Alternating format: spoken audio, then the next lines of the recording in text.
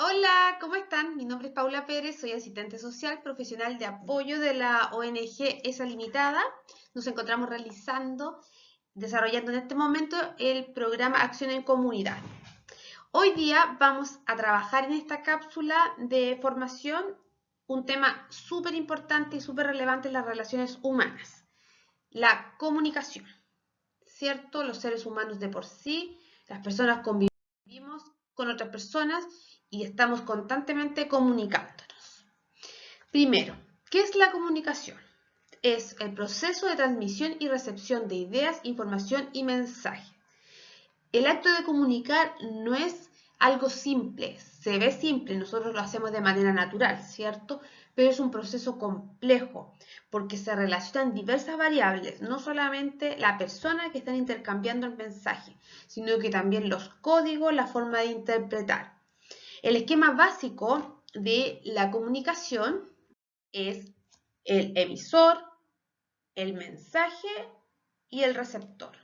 Pero resulta que en estas tres áreas o en estas tres variables existen otros elementos que influyen en cómo se va a dar la comunicación y cómo se va a entender este mensaje. ¿Ya? El canal es súper importante porque puede ser la vía por la cual yo transmito el mensaje, por internet, por teléfono, por carta. Ya ese escenario cambia y modifica inmediatamente el mensaje que yo estoy comunicando. El contexto es muy relevante, el lugar, el momento, la cultura. Todos entendemos de manera distinta las cosas de la vida cotidiana. Algo que en una cultura significa A, en otra cultura significa B.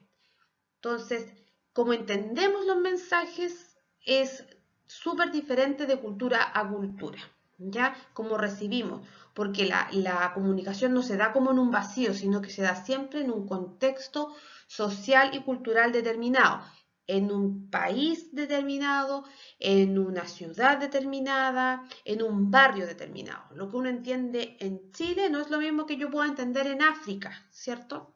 Para dar un ejemplo un poco más extremo.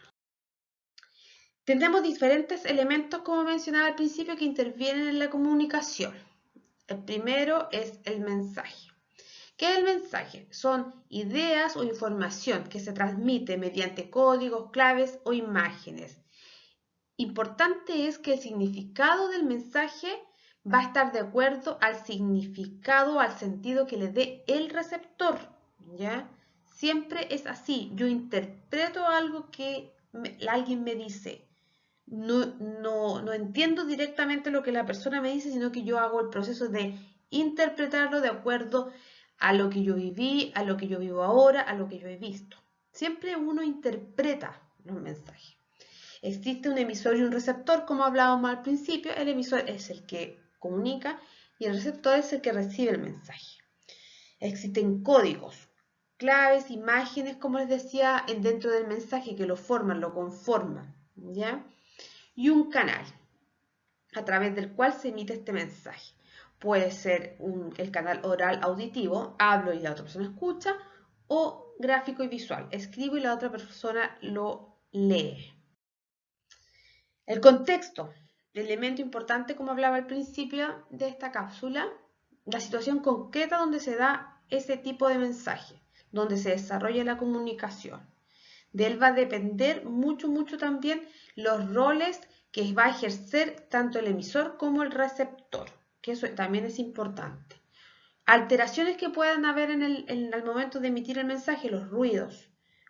A causa de ruido, ustedes se han fijado, no entiende bien lo que la persona está hablando. Principalmente cuando la comunicación se da en el ámbito de lo oral auditivo. Filtros pueden ser barreras mentales que surgen de los valores o principios que nosotros tenemos y prejuicios y hacen que nosotros entendamos de otra forma el mensaje. Y el feedback o la retroalimentación que ocurre cuando el receptor del mensaje le devuelve como el mensaje mismo a la otra persona que lo está emitiendo, ¿cierto? Cuando uno habla, Cuando uno comunica no es como plano, digamos, no es así como en una línea, sino que se genera una interacción donde la persona recibe el mensaje y inmediatamente uno devuelve como el resultado de del mensaje, ¿cierto? Ya, tenemos distintos tipos de comunicaciones. Para empezar, hay dos tipos, la comunicación verbal y la no verbal, ¿ya? Eso es lo primero. Cuando hablamos nosotros de comunicación verbal, quiere decir que es cuando utilizamos las palabras para la interacción entre las personas, el lenguaje, ¿ya? Lo que expresamos de manera hablada o escrita. Esto constituye el nivel primario de comunicación y se centra en lo que se dice. La comunicación verbal puede realizarse de dos formas, como les decía, oral o escrita, ¿cierto? Y hay múltiples formas de comunicación oral. Los gritos, silbidos, el llanto y la risa, todas maneras diferentes de expresión que la persona que recibe el mensaje puede entender qué es lo que está pasando, sintiendo con la persona, ¿cierto? O sea, uno cuando ve llorando a una persona, uno podría decir, está llorando por felicidad o por pena, o porque le duele algo, ¿cierto? No da ciertas categorías de interpretación. A lo mejor no es necesario que lo diga, pero uno lo entiende. Ahí entra en juego la comunicación no verbal, que tiene mucha relación con los gestos. Ya siempre la comunicación hablada va acompañada de los gestos, porque eso da el énfasis a la comunicación, le da como el contexto. Por ejemplo, si yo voy a dar una mala noticia, no miento, una buena noticia, no voy a estar así con la cara así como de caída, ya. Eso a la persona que hace cuando uno la ve en esa postura. La persona se queda con la postura, ¿cierto? Porque es lo que ve. Entonces, ahí se genera como una incoherencia entre lo que ve de la persona y lo que la persona puede estar diciendo, porque cuando uno está contenta, lo demuestra. Ventajas de la comunicación verbal. Es más rápida, existe retroalimentación inmediata, proporciona mayor cantidad de información en menos tiempo. Desventaja es que existe el riesgo de interpretación personal y puede haber un elevado potencial de distorsión. En la comunicación escrita, en cambio, esto es distinto porque ¿cuál es el favorable? Es que queda un registro de la comunicación, ¿cierto? Es permanente, tangible y verificable. O sea, yo dije algo escrito y ahí está. Las personas, los demás lo pueden leer. El contenido del mensaje es más riguroso, más claro, lógico, ¿ya? Y preciso. ¿Qué es lo que pasa? Que consume más tiempo. El proceso de retroalimentación no es inmediato, a veces no existe retroalimentación.